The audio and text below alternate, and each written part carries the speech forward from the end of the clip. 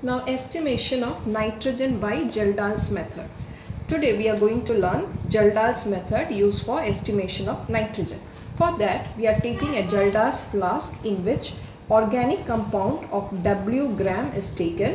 This organic compound will be having nitrogen in it and it is heated with concentrated sulfuric acid.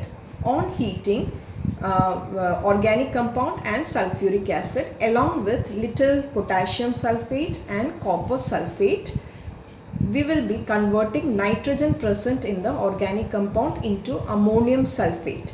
So all the nitrogen is now converted into ammonium sulfate.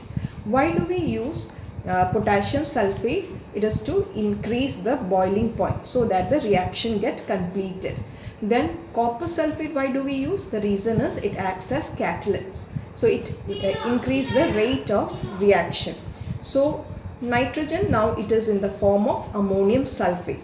So that is the process called Geldahlization. So we got converted into ammonium sulfate. That Geldahlized substance is taken and it is boiled with caustic soda, sodium hydroxide. So ammonium sulfate, what is present, is now heated with sodium hydroxide of known volume and it will be converted into ammonia gas. So now all the nitrogen which was in the organic compound is in the ammonium sulfate and ammonium sulfate got converted into ammonia. Okay, so entirely all the nitrogen now it has been converted into ammonia gas. So we want to know what is the equivalent weight of ammonia. That is what we have to find it out. So how will we find it out? That ammonia gas evolved is passed through a Liebig's condenser. It is distilled and the distilled ammonia is absorbed in a standard acid. Okay, known volume of standard acid. We will be taking a fixed amount of acid whose concentration we know it, its normality or molarity we know it. Okay, that is taken in the flask and ammonia is absorbed in it. And there will be some acid which is left over as unused. Most of the part will get used up for absorption, whereas some will be unused acid.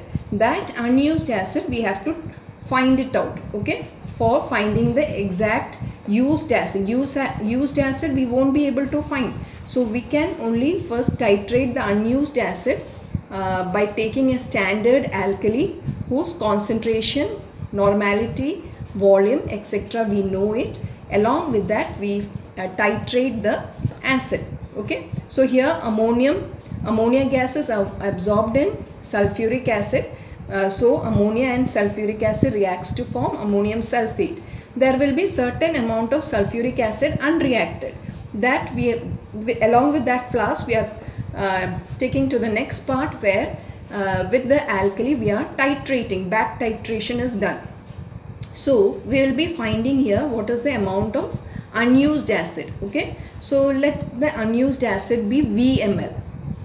Okay, so used acid will be, initially we have taken here V1 volume of acid.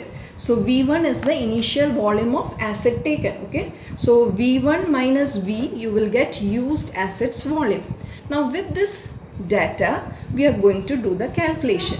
So we know that the nitrogen in a compound is equivalent to the ammonia evolved. So whatever is the ammonia evolved, that is equivalent to the nitrogen present in the organic compound, and that ammonia evolved is equivalent to the sulfuric acid neutralized by ammonia. Okay, so whatever is sulfuric acid neutralized by ammonia means ammonia needed for getting absorbed and to convert it into ammonium sulfate. So whatever is the amount of sulfuric acid needed for neutralization, that will be the amount of ammonia. Okay, so let us do the calculation. Before that let us find what will be V. Okay, V we have to find. So V, how do we find? Gram equivalence of unused acid. Here whatever during the titration, whatever is the gram equivalence of unused acid is equal to gram equivalence of standard alkali used. Okay, so what is the standard alkali's gram equivalence? That is equal to the gram equivalence of the unused acid. So unused acids normality is N1, its volume is V. So N1 into V by 1000 is equal to N2, that is the normality of alkali into volume of alkali, let it be V2. Okay, so N2 into V2 by 1000. So from here V is equal to N2 into V2 by N1. Okay, so we got the formula to find unused acids volume. After that we will get used acids volume. Used acids volume is V1 minus V. V1 we know it initially what we have taken.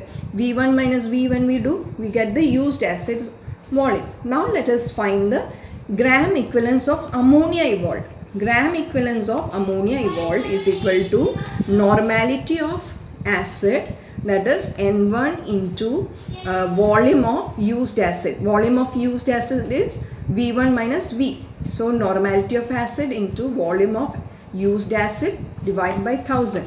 So that is gram equivalence of ammonia used. We know that is these two are equivalent. Ammonia evolved is equivalent to the gram equivalence of sulfuric acid neutralized by ammonia.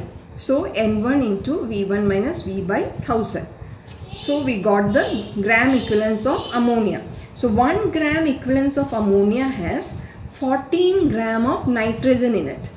Therefore, if the gram equivalence is this much, how much nitrogen is present?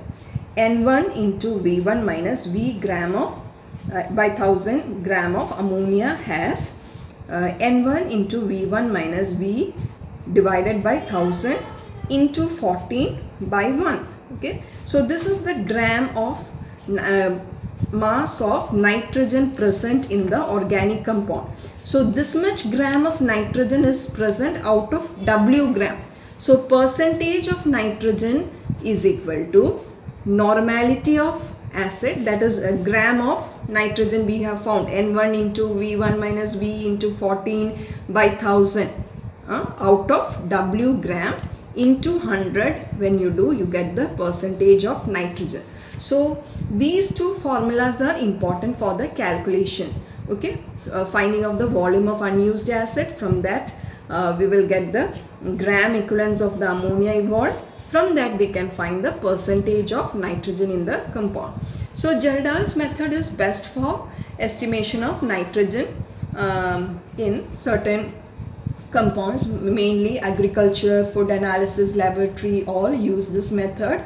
But there is a limitation that it fails in case of nitro compounds and diazo compounds. Nitro compounds and diazo compounds cannot be, nitrogen cannot be estimated by Geldahl's method. Okay, so this is how the Geldahl's method is. Okay.